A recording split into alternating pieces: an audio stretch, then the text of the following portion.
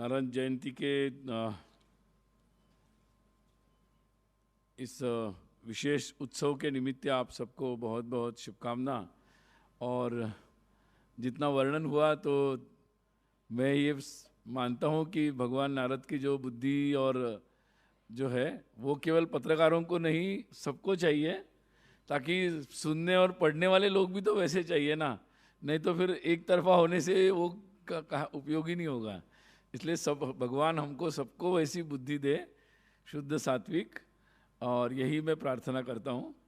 और आज हमारे बीच में उपस्थित देश के वरिष्ठ पत्रकार हर्षवर्धन जी हमारे मित्र भी है, और विश्व संवाद केंद्र के सभी पदाधिकारी, और विशेषकर आज यहाँ जिनको सम्मानित किया गया, श्री राजेश जी किंजल, और डिजिटल से चिंतन भाई, फिर हर्षिल जी, और विवेक जी कहाँ गए? हाँ, अच्छा, हाँ वही यहाँ थे, और अनिल जी। तो आप सबको बहुत बहुत बधाई। और कई तो अनिल जी तो बहुत वरिष्ठ हैं, तो सबको बहुत सारी शुभकामनाएं कि आप अपना कार्य और तेज़ी से और अच्छे से करते रहे, और इसे एक सामाजिक कार्य समझकर लगातार आगे करते रहे, और इसी के लिए आपको ईश्वर शक्ति भी प्रदान करें। बहुत सारे पत्रकार जगत के भी लोग यहाँ उपस्थित हैं, तो उन सबको भी बहुत सारी शुभकामनाएं।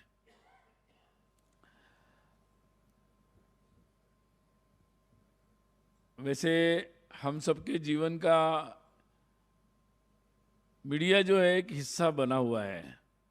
स्वरूप भले ही बदल रहा है, प्रिंट से इलेक्ट्रॉनिक, इलेक्ट्रॉनिक से डिजिटल, डिजिटल रेडियो तो पहले ही था, अब रेडियो जॉकी वगैरह नए नाम भी आ गए, एफएम भी आ गया, और अब सोशल मीडिया में भी बहुत सारी चीज़ें आ गई है। और देखते देखते जो मीडिया के हम दो साइड होते थे, एक पत्रकार की साइड और एक हमारी साइड जो हम लोग देखते थे, अब मुझे लगता है सोशल मीडिया के ज़माने में दो साइड नहीं रही है, मतलब सारा मिल गया है, सारे ही लोग पत्रकार बन गए हैं और अपने ओपिनियन देते रहते हैं। और जितनी जिम्मेदारी से कम कोई नीति नियम तो बने हुए हैं, कानून भी बना हुआ है, जो भी मीडिया हाउस है या जो भी विधिवत पत्रकार बनता है उसके लिए। परंतु जब ये नव पत्रकार जो बने हुए हैं सोशल मीडिया में, उनके लिए आज तक तो ज़्यादा कोई कानून वगैरह है नहीं। वो अपनी सामाजिक या मोरल रिस्पॉन्सिबिलिटी, हमारी जो नैतिक जिम्मेदारी है, उसी के आधार पर ये अपेक्षा की गई है। और मुझे लगता है कि उसमें भी एक विविध प्रकार का स्वरूप ध्यान में आ रहा है। और इसलिए कुल मिलाकर ये केवल अब पत्रकारों तक का विषय नहीं रहा, क्योंकि पत्रकार क्या लिखते हैं उसके एक्शन रिएक्शन में बाकी लोग भी लिखते रहते हैं, और वहाँ क्या लिखा जा रहा है आजकल सभी मीडिया हाउस में उसको रोज़ देखते हैं। मतलब सुबह की मीटिंग होती है या जो भी पत्रकार है वो देखते रहते हैं क्या ट्रेंड हो गया, क्या ट्विटर में आ गया, किसने क्या लिख दिया, और उसके आधार पर अपनी न्यूज़ को बनाते हैं, डेवलप करते हैं। उसके आधार पर सुबह क्या ट्रेंडिंग हो रहा है उस पर टीवी में डिबेट कराते हैं। आर्टिकल लिखने वाले उन्हीं विषयों को लेकर उस पर आर्टिकल लिखना शुरू कर देते हैं। तो ये एक बहुआयामी हो गया है, और इसीलिए इस बात को केवल पत्रकारों को समझने से बात अभी बनेगी नहीं। तो मुझे लगता है कि इसका दायरा अब एक पूरा समाज का दायरा इसका हो गया है। और भारत के अगर आंकड़े देखेंगे तो मुझे लगता है कि हमने बहुत बड़े बड़े देशों को पीछे छोड़ दिया है। इंटरनेट का सबसे ज़्यादा उपयोग हमारे देश में ही हो रहा है, फिर चीन में थोड़ा हो रहा है हमारे बराबरी का, लेकिन वहाँ वो मुक्तता नहीं है। फिर हमारे यहाँ अगर कोई भी जितने भी सोशल मीडिया हैंडल्स है, उन सब में अगर मैन आवर्स या ह्यूमन आवर्स को हम गिनेंगे तो वो भी बहुत ज़्यादा है। और जितना कंटेंट लिखा जा रहा है, मतलब लिखित में, टेक्स्ट में, ऑडियो और विजुअल, और जितने लोग देख रहे हैं, या सुन रहे हैं या पढ़ रहे हैं, तो ये सारे नंबर्स, अभी नंबर्स बोलने की मुझे ज़रूरत नहीं, आजकल सब अवेलेबल है, आपके लिए भी उपलब्ध है। तो वो नंबर्स में हम बहुत, मतलब हम केवल चांद पर पहुंचे वगैरह नहीं, हम इसमें भी बहुत आगे निकल गए हैं, बहुत आगे निकल गए हैं। और मतलब कई लोगों के जीवन में तो ऐसा हुआ है कि मतलब सुबह उठते ही पहला ध्यान उनका जाता है कि क्या आया है, किसने क्या भेजा है। और व्हाट्सअप, मैं आजकल व्हाट्सअप या जो भी और भी नए नए अभी तंत्र आए हैं, तो अभी ये सोशल मीडिया तक तो हो गया, अब मैं इसको प्राइवेट मीडिया कहता हूँ। मुझे सोच रहा था मैं इसको नाम क्या दूँ, मुझे लगा ये प्राइवेट मीडिया है, क्योंकि हर एक व्यक्ति अपने ग्रुप बनाते हैं और अपना प्राइवेट मीडिया उसमें चलता है, अपने मतलब प्राइवेटली उसमें हमारे ग्रुप में क्या क्या समाचार है वो भेजते हैं और उसको बोलते हैं। और वो ग्रुप बाद में इतने बड़े हो जाते हैं कि वो प्राइवेट वैसे रहता नहीं, फिर भी उसका प्राइवेट स्वरूप रहता है। तो ये भी बहुत बड़ा तंत्र है, मतलब करोड़ों ग्रुप्स है व्हाट्सएप के, और जिसमें ढेर सारी मतलब जानकारियाँ, जिसकी डाटा की अगर वैल्यू में काउंट करेंगे तो बहुत बड़ी है। और इस सारे इंडस्ट्री का मिलाकर अगर आर्थिक दृष्टि से देखेंगे तो ये बहुत बड़ी दुनिया बन गई है। और जर्नलिज्म केवल न्यूज़ तक सीमित नहीं रहा, अब उसका भी विस्तार हो चुका है, बहुत सारी क्रिएटिविटी उसमें लगातार आती जा रही है। और न्यूज़ जो है, हर जगह से न्यूज़ लेना और हर जगह के लिए, केवल पॉलिटिकल न्यूज़ तक वो सीमित नहीं है। तो एक बहुत बड़ा तंत्र देश का बना है, और जो हमारे सोच को बनाता है, और हमारे सोच को बनाते बनाते केवल उसमें भी प्रामाणिकता से वो सोच नहीं बनाई जा रही है, उसमें भी बहुत बड़े बड़े प्लेयर्स आ चुके हैं, बड़ा बड़ा तंत्र आ चुका है जो हमारी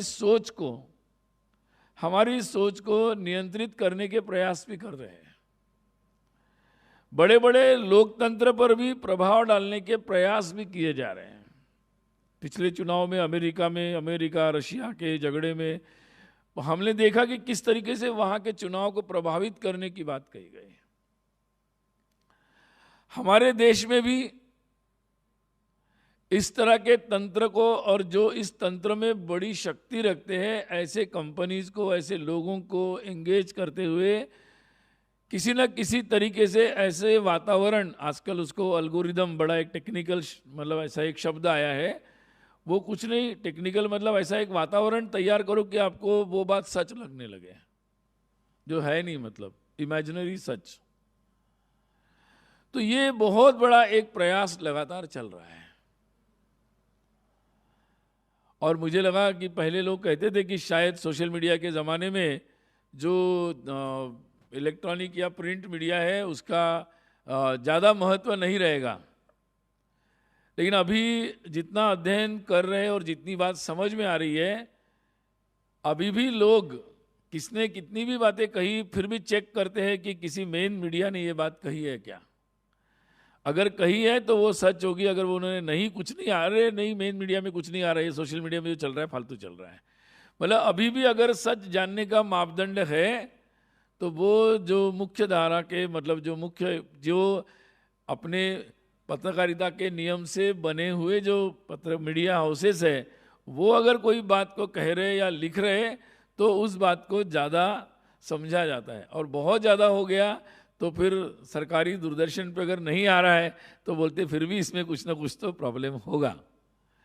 तो ये जो एक क्रेडिबिलिटी का एक हायरार्की जिसको बोलेंगे, एक स्तर जो बन रहा है, तो मुझे लगता है कि इस वातावरण में पहले जैसा ही जो सभी प्रकार के मीडिया के जो विधिवत पत्रकारिता के लोग हैं, चाहे वो डिजिटल के हो, रेडियो के हो, टीवी के हो, इलेक्ट्रॉनिक, उनकी जिम्मेदारी और ज़्यादा बढ़ जाती है।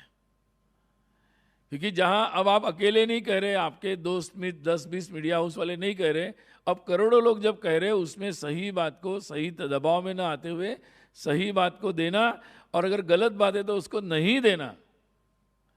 और बड़ी हिम्मत के साथ ये काम करना, ये मुझे लगता है आज के समय में बहुत ज़्यादा आवश्यक है, ताकि कहीं से कितनी भी झूठी खबरें या भ्रमित करने वाली बातें गढ़ी जाएं और बनाई जाए, उसमें भी एक सही बात जानने का एक स्थान बना रहे और लोग उसको जान सकें।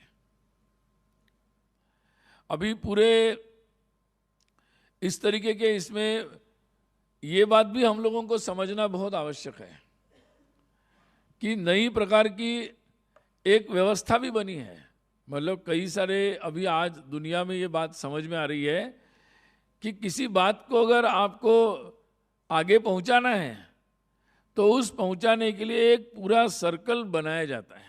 मतलब हमारे देश में कुछ दिनों में हमने अनुभव किया पहले कि आपने एक बात कह दी, आपने एक रिपोर्ट बना दी, एक रिपोर्ट पर किसी ने एक न्यूज़ बना दी, किसी न्यूज़ पर किसी ने आर्टिकल लिख दिया, फिर उस आर्टिकल पर किसी ने टीवी शो बना दिया, फिर किसी ने उस पर प्रोग्राम कर दिया, और फिर किसी संगठन ने, दो संस्थाओं ने उस पर आवाज़ उठा दी और ऐसा लगने लगा कि कोई बड़ी सच बात बोली गई, कही गई।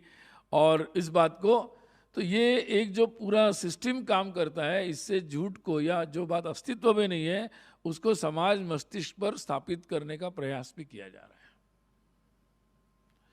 और इसके लिए बहुत बड़े बड़े अभियान चलाए जाते हैं। इन अभियानों को भी एक्सपोज करने का काम और दायित्व, बड़ी जिम्मेदारी आज के हमारे सब मीडिया बंधुओं से अपेक्षित है, क्योंकि बड़े बड़े अभियान आते हैं। कभी लगता है कि पूरे देश में ऐसा लगता है कि जो पिच में आया था ना कि वो मुर्गियों को कोई बुखार आ जाता है, क्या नाम था उसका, कुछ बर्ड फ्लू, फिर स्वाइन फ्लू, बर्ड फ्लू, और फिर कई सारे लोगों को मार दिया गया, क्या क्या किया गया मतलब, और फिर पता नहीं चलता वो कब गायब हो जाता है। तो कभी बताया कि भाई कोलेस्ट्रॉल जो है वो आप नहीं लेंगे, आप घी लेंगे तो आपको कोलेस्ट्रॉल बढ़ जाएगा आपका। अब फिर दूसरा चलाया जा रहा है कि आप हमारा घी लेंगे तो आपका कोलेस्ट्रॉल कम हो जाएगा। मतलब ये जो सारे तंत्र चल रहे हैं, ये पर्यावरण के बारे में हो रहा है। कभी बताया कि पूरी दुनिया जैसे बस डूबने वाली है, बस समुद्र का लेयर बढ़ेगा, गुजरात के पास भी 4 फीट बढ़ जाएगा और पता नहीं क्या हो जाएगा। मतलब ये बातों को जो एग्जैगरेट करके बताने के और उसके आधार पर बहुत सारी दुनिया में ऐसी बातें चलती रहती है। जब भारत को आगे बढ़ना है तो जिम्मेदारी के साथ सच को समझना, सत्य के लिए प्रयास करना, सत्य के लिए निरंतर प्रयास करना, किसी भी हद तक जाना और उन बातों को, उस सच्चाई को लोगों के सामने लाना, मुझे लगता है ये एक सामाजिक कर्तव्य भी है। और इसलिए इस बात को, मतलब जितने भी हमारे आज लोग हैं उन्होंने उस जिम्मेदारी से उसको काम किया है, मुझे लगता है इसके लिए वो अभिनंदनीय कार्य है। आज ऐसे जीवन के हर क्षेत्र में, इसलिए ऐसे समय में जो आज उल्लेख हो रहा था कि भगवान देवर्षि श्री नारद जी का, तो ये आज के समय में उस नैतिकता की बहुत ज़्यादा आवश्यकता है। मतलब कोई भी काम, अगर कोई भी काम उस नैतिकता से, नैतिक भाव से नहीं होता है तो उसका प्रभाव जो है वो गलत दिशा में जाना ही तय है। और इसलिए एक ज़माने में ये भी बात चली कि भाई अगर आपको मॉडर्न होना है तो आपको ये वैल्यूज़ वगैरह जो है, आपको आगे बढ़ना है, आपको प्रगति करनी है, अपने जीवन में सफल होना है, तो ये पुराने जो संस्कार के वैल्यूज़ वगैरह होते हैं और ये नहीं करना, उसको ये नहीं करना, ये सब छोड़ना पड़ेगा, तभी आप आगे जा सकते हैं। ऐसी कुछ वैल्यूज़ भी दुनिया में प्रसारित की गई, स्थापित करने के प्रयास किए गए और कई लोग उस रास्ते पर चले भी गए, जिसका परिणाम हमारे जीवन के हर क्षेत्र में कई लोग ऐसा करते हुए हमें दिखते हैं, बताते हुए भी दिखते हैं। और इसलिए ज़्यादा नैतिकता, पाप पुण्य या ज़्यादा सही गलत का ज़्यादा दिमाग रखोगे तो फिर आगे नहीं बढ़ पाओगे। ऐसे बहुमूल्य वचन भी बताने वाले और समझाने वाले हर प्रकार के क्षेत्र में लोग भी तैयार हुए हैं। ये पूरे दुनिया में, खासकर हमारे जो विकसित कहते हैं, उन देशों से ये आवाज़ें बहुत सारी आई और उन्होंने जीवन के हर क्षेत्र को धर्म से दूर करने का प्रयास किया। और इसीलिए फिर जहाँ धर्म की बात आएगी, जहाँ जीवन मूल्य की बात आएगी, उस बात को हंसी में उड़ा देना, उस बात का मजाक बढ़ा देना, ये बातें भी बहुत चली, लेकिन होता है ना कि काल जो होता है वो अपना समय के साथ बदलता भी है। आज दुनिया में इन मूल्यों के साथ समझौता करने के कारण कई देश शायद बहुत आर्थिक दृष्टि से समृद्ध तो हुए, लेकिन उनके सामने इन मूल्यों के अभाव में बहुत सारे संकट उनके सामने भी आए हैं और उन्होंने दुनिया के सामने खड़े भी कर दिए। ये पर्यावरण भी उसमें से एक नया उत्पन्न संकट उसी का परिणाम है। और इसीलिए ये हर प्रोफेशन में, और वो पत्रकारिता का हो तो पत्रकारिता का निरपेक्ष हो सकता है कि वो किसी के पक्ष में नहीं जाएगा, लेकिन वो धर्म से निरपेक्ष कैसे रह सकता है? धर्म मतलब सत्य है, तो उसके निरपेक्ष कैसे रह सकता है? तो ये जो एक बात, और इसीलिए जो हमें इस रास्ते को दिखा सकते हैं, ऐसे प्रतीकों की स्थापना अपने जीवन के हर क्षेत्र में आवश्यक है कि जो हमें वो रास्ता दिखा सके। और इसीलिए पत्रकारिता के क्षेत्र में नारद, देवर्षि नारद का स्थान वैसा ही है, उस प्रतीक के रूप में है। अगर मतलब डॉक्टर है और धन्वंतरी को अगर नहीं पूछता है तो फिर नैतिकता का अभाव होगा ही, और नैतिकता के अभाव में फिर वो चरक की शपथ नहीं लेता है और हिपोक्रेट की लेता है, और फिर वो बोलते हैं कि वो धर्म से दूर जाएगा, तो फिर उसमें बहुत सारे आज जो हम लोग संकट देखते हैं वो दिखेंगे। और जो धर्म के पास चला जाता है वो नैतिक मूल्यों के साथ अपने जीवन के किसी क्षेत्र में भी कार्य करता है। आज मुझे लगता है कि हमारे देश के लिए ये जो जानने का, सच जानने का, सही जानने का जो बहुत बड़ा माध्यम है, उसमें भी इस सत्य की और इस नैतिक आदर्श की आवश्यकता है। और शायद उस मतलब जो पुराणों की कथाएं उसमें शायद कम आवश्यकता होगी, लेकिन उसमें नारद जी की उपस्थिति बहुत ज़्यादा है। मुझे लगता है आज के समय में उसकी सबसे ज़्यादा आवश्यकता है और उनकी उपस्थिति सबसे कम है।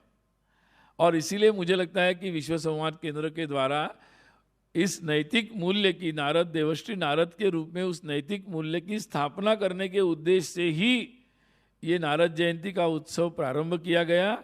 और उसके मूल्य के साथ समस्त समाज में और विशेषकर पत्रकारिता के क्षेत्र में, जर्नलिज्म के क्षेत्र में उन मूल्यों की स्थापना के उद्देश्य से ये कार्य प्रारंभ किया गया है, जो कि आज सबसे ज़्यादा प्रासंगिक है। और इसीलिए कहते हैं कि आपको आपकी स्मृतियां सही होनी चाहिए, क्योंकि जब आपको दबाव आता है तो आपको याद क्या आएगा? जब आदमी संकट में पड़ता है, विपरीत परिस्थिति में पड़ता है, दबाव में आ जाता है, तो उसको मतलब सर घूमने लगता है और पुरानी पुरानी बातें याद आती है। मतलब उसकी दुविधा का उत्तर वो खोजने लगता है, तो भविष्य का तो कुछ दिखता नहीं है, वो भूतकाल में अपने भविष्य को खोजता है। तो भविष्य के अपने अनुभवों को वो खंगालना शुरू करता है कि क्या किया जाए। अगर भूतकाल में उसके पास वही स्मृतियाँ होगी, वही कथाएं उन्होंने सुनी होगी कि किसने कैसे चोरी की और कैसा वो बड़ा बन गया, किसने क्या किया, कैसी न्यूज़ लगाई और कैसा किसका चहेता बन गया, किसने क्या किया और कैसे बन गया, अगर उसने यही उसकी स्मृतियाँ होगी तो रास्ता वही लेगा। और जिसके पास वो स्मृतियाँ होगी कि ऐसे ऐसे पत्रकार अपने जीवन में जिन्होंने पूरी नैतिकता के साथ अपने जीवन को बिताया, किसी के आगे झुके नहीं, सत्य के साथ कभी समझौता नहीं किया, ऐसे लोगों के आदर्श की कहानियाँ, ऐसे जीवन की कहानियाँ उसके स्मृतियों में होगी, तो मुझे लगता है कि फिर वो अपना भविष्य का रास्ता उन स्मृतियों से ढूंढेगा। और इसलिए ये बातें अपने, कई लोग कहते हैं कि 21st सेंचुरी आ गई, पुरानी अच्छे अनुभव, अच्छी बातें, इनका क्या मतलब है? जो सीधे सीधे काम की बातें वो बोलो, ये क्यों बोलते हो, ये क्या काम इसका? ये बात बहुत महत्व की है। इसलिए आजकल कुछ पत्रकारों ने किया है कि रोज़ कुछ अच्छी नैतिक अच्छी खबर सुनाते हैं। कुछ मीडिया हाउस ने फ्रंट पेज पे शुरू किया है कि एक कोने में वो अपने एक समाचार देते हैं। अच्छा है, देते हैं, अच्छी बात है, लेकिन मुझे लगता है कि पॉजिटिव समाचार भी बड़े अक्षर में दिया जा सकता है। लेकिन मुझे एक बात के लिए मैं मतलब अभी भी मीडिया को अच्छा मानता हूँ, क्योंकि वो बोलते हैं ना कि फ्रंट पेज पे कभी भी ज़्यादातर अगर ख़राब न्यूज़ आ गई, बैड न्यूज़ है तो वो देते हैं, या टीवी पे ब्रेकिंग न्यूज़ में बैड न्यूज़ देते हैं, ख़राब हो गया कुछ तो सनसनी बना के भले ही देते होंगे, देते हैं। तो मुझे लगता है कि अभी भी तो मैं जब ये देखता हूँ तो मुझे सुकून होता है कि देश मतलब ठीक चल रहा है। तो मुझे कई लोग पूछते हैं ऐसे कैसे बोल रहे हैं आप, मैं कहा ऐसा है, अगर कोई जो कॉमन हो जाता है वो तो न्यूज़ नहीं बन सकती ना। इसका मतलब अभी भी खराब चीज़ इतनी कॉमन नहीं है और इसीलिए उसमें सनसनी है और इसीलिए वो न्यूज़ बन रही है। इसका मतलब देश अभी भी ज़्यादातर बातें अच्छी हो रही है देश में, तो मुझे थोड़ा सुकून मिलता है। जिस दिन ज़्यादा ही खराब हो जाएगा सारा और कोई अच्छा किसी ने कर दिया और वो फ्रंट पेज पे बन रही है कि नहीं आज एक आदमी ने सच बोला, फ्रंट पेज न्यूज़ है, तो इसका मतलब तो मुझे बहुत दुख होगा कि भाई इसका मतलब तो सारे झूठ बोल रहे हैं। तो मैं थोड़ा सा उस बात को इस तरीके से समझता हूँ और मुझे लगता है कि अभी भी खराब न्यूज़ को ही आप मतलब सनसनी न्यूज़ रहने दीजिए। अच्छी न्यूज़ जिस दिन सनसनी बन जाएगी इसका मतलब देश बहुत ही नीचे चला गया, समाज का बहुत ही ज़्यादा नीचे चला गया, क्योंकि वही कॉमन हो गया है। तो शायद मेरा दृष्टिकोण आप सहमत नहीं होंगे, लेकिन मेरा सोचने का तरीका मुझे लगा आपसे शेयर करना चाहिए। तो मैं जो कह रहा था कि आज उस बात के लिए एक देखिए पत्रकारिता के इतिहास में संघर्ष भी है।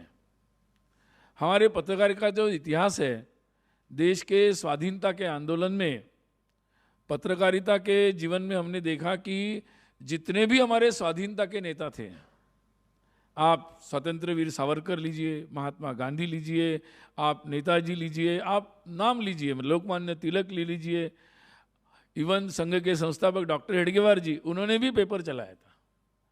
मतलब उन दिनों जब कोई सुविधाएं नहीं थी, बिल्कुल मतलब आज की सारी फटाफट व्हाट्सएप पे भेज दिया, डिजिटल में देख लिया, बिल्कुल वैसा कुछ नहीं था, आप जानते हैं सब।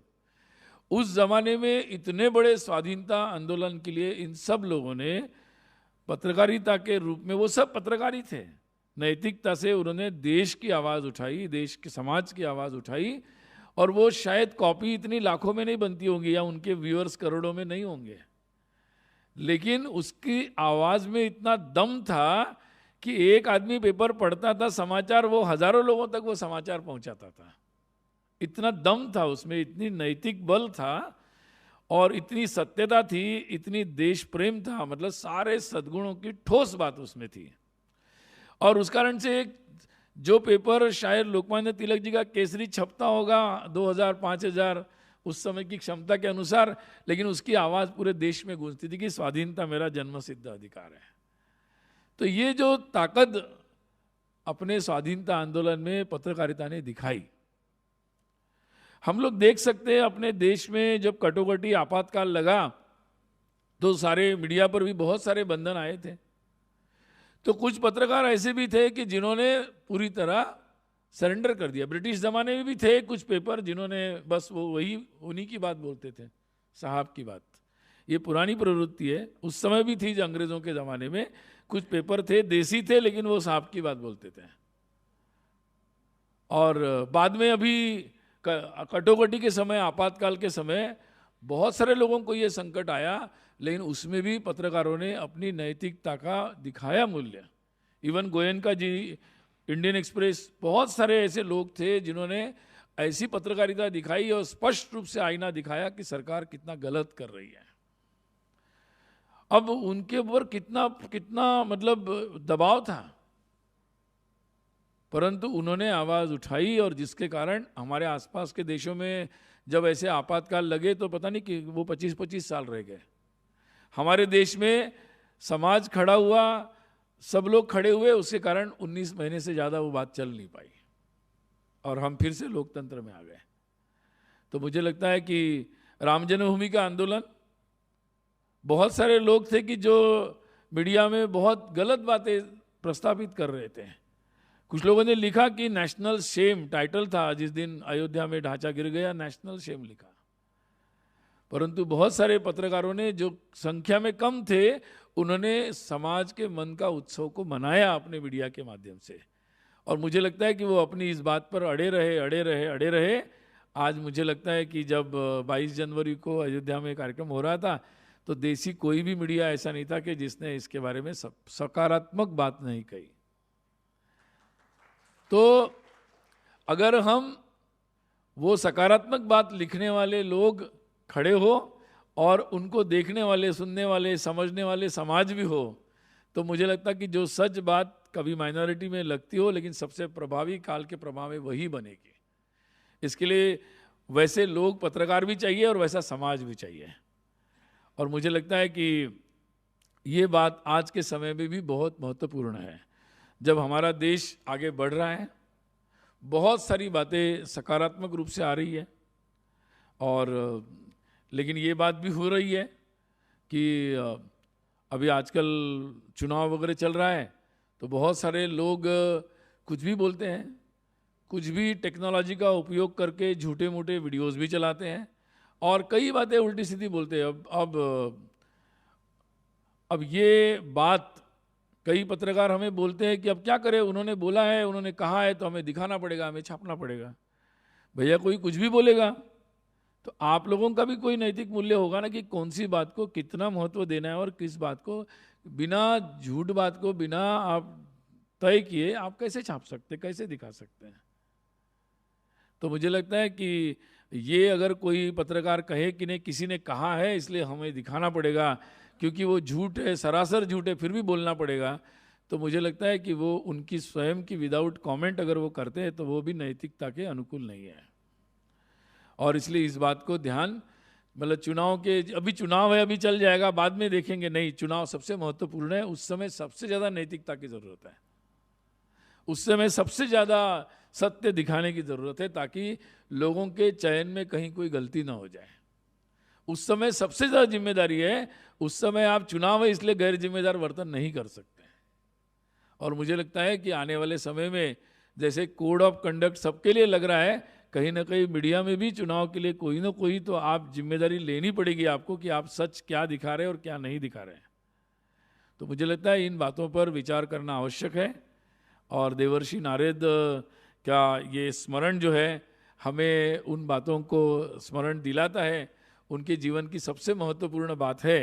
और जो मुझे लगता है कि कहना ज़रूरी है, उनके जीवन का सबसे महत्वपूर्ण बात था कि ग्राउंड रिपोर्टिंग, मतलब संपर्क खुद करना, खुद जाना, हर जगह भ्रमण करना, कोई भी चीज़ को स्वयं प्रत्यक्ष जाकर देखना, समझना, उसके बाद रिपोर्ट करना है।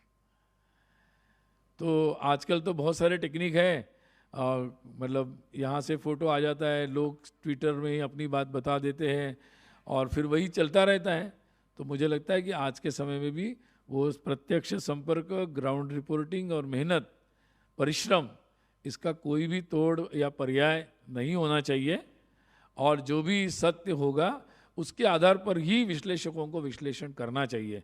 आज हमें उस प्रकार के नैतिक मूल्य की आवश्यकता है, एक पुरुषार्थ की आवश्यकता है, और भारतीय जीवन मूल्यों की पत्रकारिता में भी आज उतनी ही आवश्यकता है जितनी पहले थी, आज भी है और आगे भी रहेगी। और इसलिए उन मूल्यों के साथ कोई समझौता नहीं की जा सकती। पत्रकारिता निरपेक्ष है, लेकिन वो धर्म और राष्ट्र से निरपेक्ष नहीं हो सकती। उसमें राष्ट्र प्रेम, समाज के प्रति आत्मीयता, इन मूल्यों की आवश्यकता आज पत्रकारिता में भी उतनी है जैसी कि जीवन के किसी और क्षेत्र में है। तो इन बातों का मुझे लगता है कि बहुत महत्व है। और आज हमने जिन लोगों का आज सम्मान किया, उन लोगों ने अपने जीवन में अभी तक इन्हीं बातों का आग्रह रखा है, आगे भी वो इन्हीं बातों के साथ आगे बढ़ेंगे और अपने साथियों को भी इसके लिए प्रेरित करेंगे। यही ईश्वर से प्रार्थना। नमस्ते।